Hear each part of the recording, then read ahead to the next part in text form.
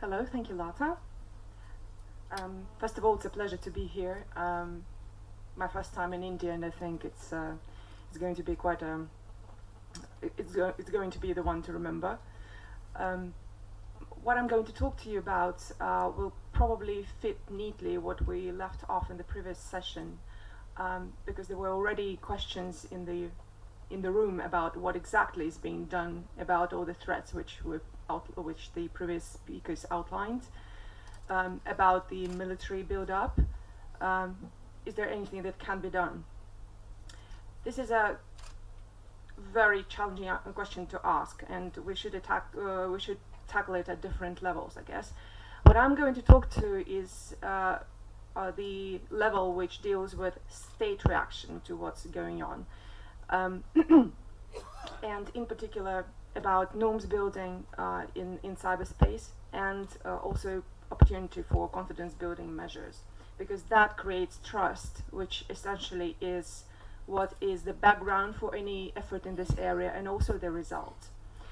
So we've been talking about, as I said, military build-up. We've been talking about ICTs as dual-use technology, which poses a lot of questions about what actually cyber weapon is, if there is such thing, and the events which we have witnessed recently with so many attacks at various levels testify to the fact that, in essence, this technology can be lethal. It can wreak havoc sometimes, and whether we agree on the term itself or not, we can face the consequences. And so far, the diplomatic efforts at this level were about cyber conflict regulation, and many of you know about the work done in Estonia and the Italian manual, which looks at how international law is applied to the situation of cyber conflict.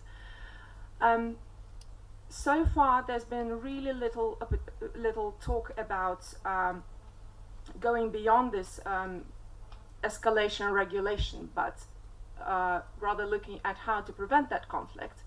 And again, this might not be known widely, but Russian Federation has been pushing this effort since late 90s, predominantly, or let's say, in the format of the UN group of governmental experts, but in some other fora as well. And I'm going to give you a quick overlook, or like highlights of the formats where this has been happening.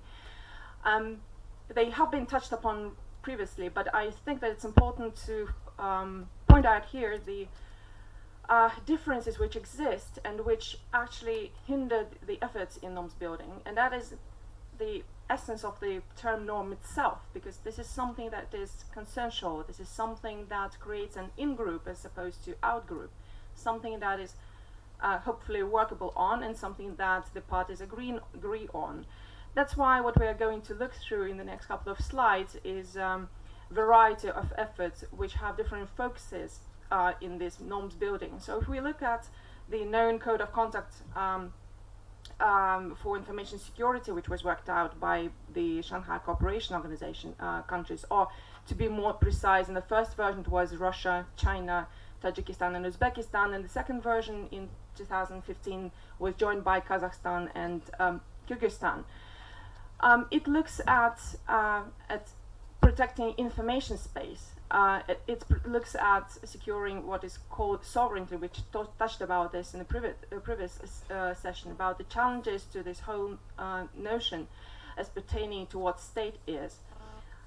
Many of the positions which were outlined there were not palatable for the Western society, because that looked like the efforts to control the information space in terms of content. But to be fair, the recent version of 2015 actually has a very important add-on to the pretty much intact text about confidence building measures. And this is something that ideally should provide ground for any other further conversation in this field. That is exchange of information, understanding each other better, and being ready to assist each other in critical situations. A similar document was issued in 2011 and presented in Yekaterinburg, which is a draft convention on information security, And it was later presented at the first Global Conference on Cyberspace in London in 2011, and that pretty much reflects the ideological background behind the code of conduct, and that was not accepted either. Then in this line of different approaches towards normalizing the talk around cyberspace, OEC has done a very important work, and I'm going to come back to it a bit later.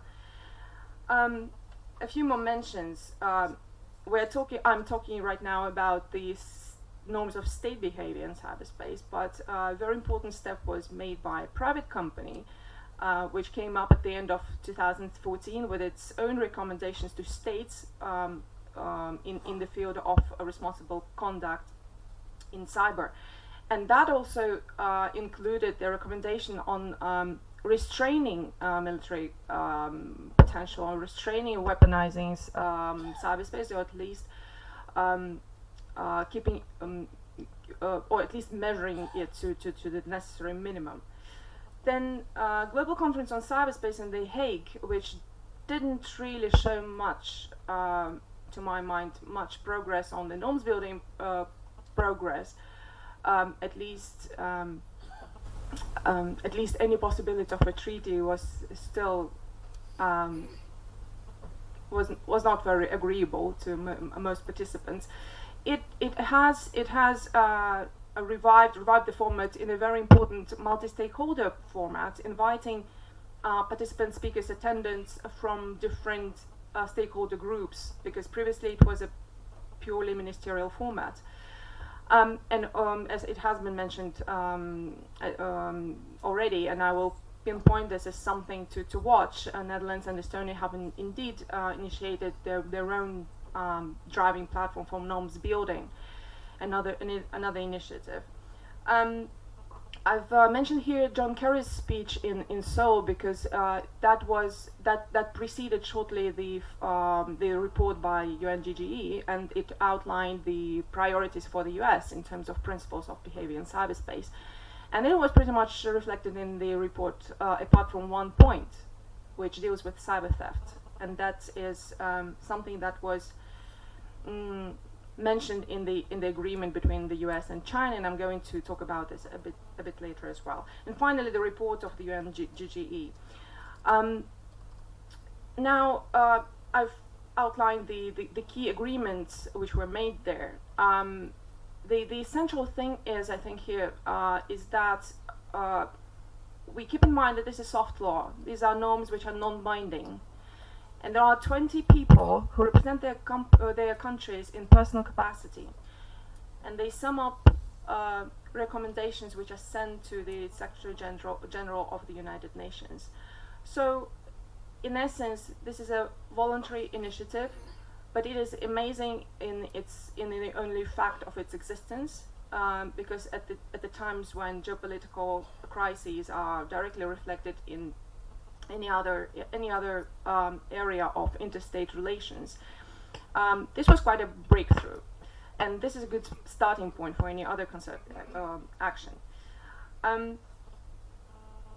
Also, that was complemented. The norms which I've outlined here, they were also they are very few, right? There are just a few points, but the hope is that the group will continue to work in this year, and maybe even at the end of the summer, to work more on more granularity in this area. What Russia found very encouraging was the statement that state sovereignty, international norms and principles that flow from sovereignty apply in this context of conduct of states in cyberspace. And also there was a special mention of the Shanghai Cooperation Organization Code of Conduct of 2015. I mentioned here confidence building measures and capacity building measures. These are separate chapters in the report, and together with the norms, they build the global cyber stability ecosystem, which, despite being non-binding for the moment, still give an opportunity to grope for the terminology and for the concepts which feel agreeable to the majority, or at least majority for now, for those who participate in this conversation.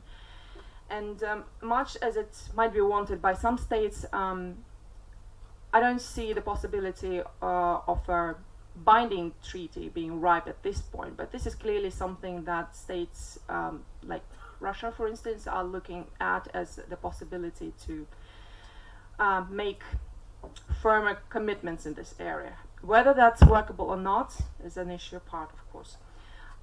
So as I said, this is the first consensual set of norms, which is good in its own fact of existence. This is the fourth group of UN GGE, and as I mentioned, Russia has been driving this for a long time. And the previous report in 2013 had a major breakthrough in confirming that international law applies to cyberspace. So there have been voices that this report of last year's report gave a second breath to the UN GGE format, and if it's fed by good expert advice, probably there might be some good work done there. But still, what is soft law in this case is this recognition of impossibility to commit, and probably from the technological point of view, this is correct. But then, how enforceable are these norms? How confident can be states given the total distrust at the moment at all possible levels? These are numerous rhetorical questions, and they're not to be answered in this auditorium right now, but they are to be kept in mind. And also, I see UNGGE, despite its being too global, too bureaucratic, and too slow, maybe as it appears to some, still be an inspiration to some regional initiatives and some bilateral initiatives as well, because they do reference the work done in the UNGGE, and so that's an opportunity for cross-fertilization of ideas, measures, and tools. I'm not going through all the array of possible formats, of course, but I want to highlight two of them. First, the OAC, which I think is doing a fantastic job. In 2013, the initial set of confidence-building measures to prevent conflict in cyberspace was adopted by the states which participate in this organization. It is regional, but then US also participates in this organization, so it has a further outreach.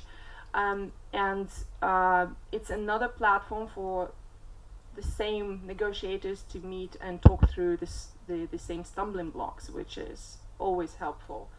The applicability of this first set is, of course, difficult to assess given, again, the lack of trust among the countries. But still, there's work done on the second set, which is going to be more granular and will focus on critical infrastructure protection, and hopefully it will be signed literally within. Okay, I won't predict anything because there have been already delays, but it is happening really very soon. And the third step is going to be presumably also with focus on norms building, but that is further perspective.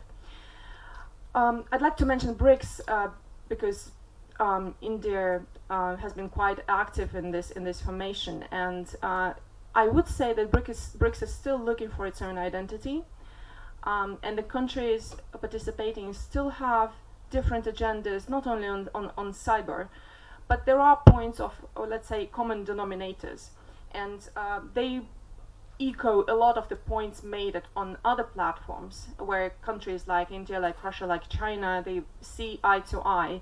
And this is just an extract from Article 34 and 33 and 34 were devoted to ICT matters, which gives an idea at the measures that the group is going to look at in the foreseeable future. And that also mentions the development of international norms, principles, and standards.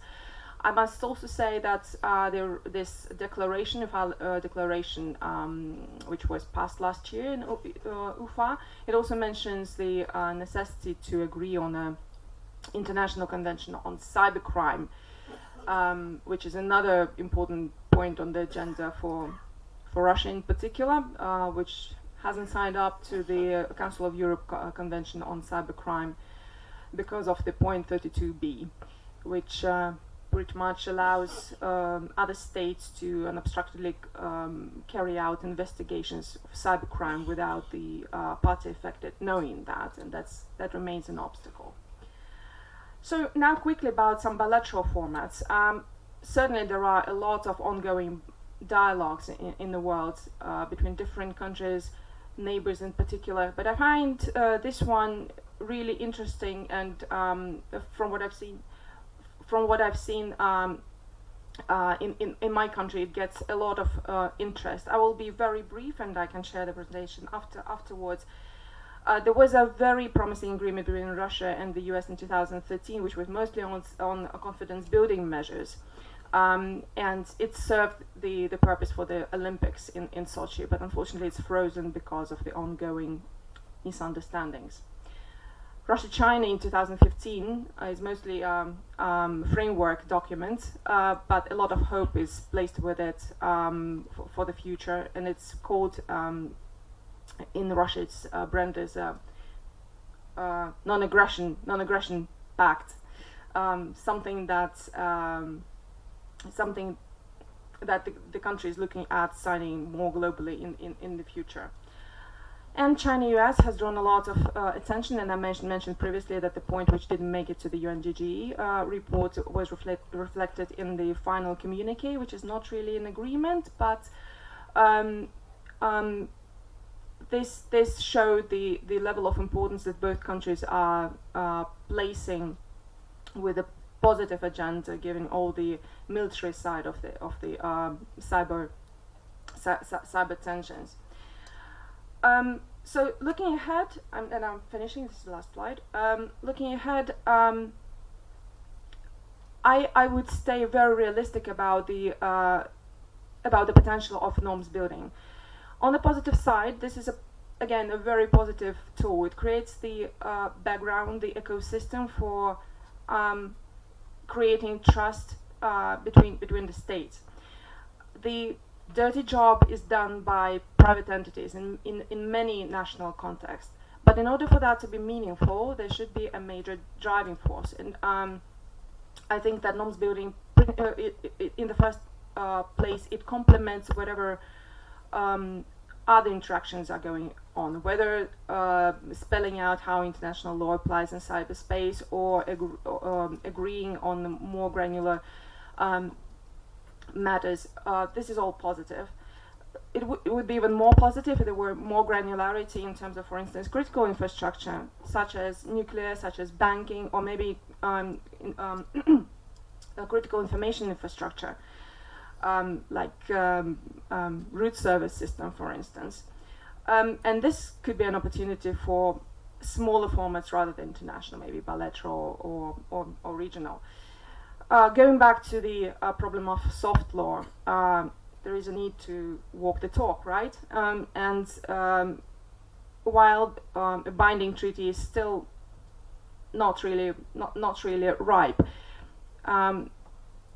we must remember that it's all about verification, about the attribution of whatever is happening in cyberspace. As long as it's impossible to name the culprit, so that he's out of this in-group of norms, norms setting, it is impossible really to enact any norms that the states agree on. How to overcome this technical problem is pretty much on what the future of any treaty is predicated. Making a step towards the governance idea of it, even though we're talking about norms of state behavior, at the end of the day, this is a multi-stakeholder format that is going to be crucial, because all this work needs to be fed by expert advice. The critical infrastructure systems are operated by private owners in many countries, and the architecture of these relations differs from case to case, and obviously that creates an extra challenge. And having said all that, timing is really crucial. Big agreements, big treaties, negotiations take a lot of time. It took UN GGE 2 years to come up with the present report, and that's too slow for cyber world. So this needs to be complemented by smaller, quicker, more operational initiatives. And at the end of the day, what we are looking at is trust, something I began from, something that helps to do any work in this field in the first place. And this should be an ongoing process of being confident in what the neighbor is doing. I know it's wishful thinking at the moment, but hopefully this is something we can augment. Thank you.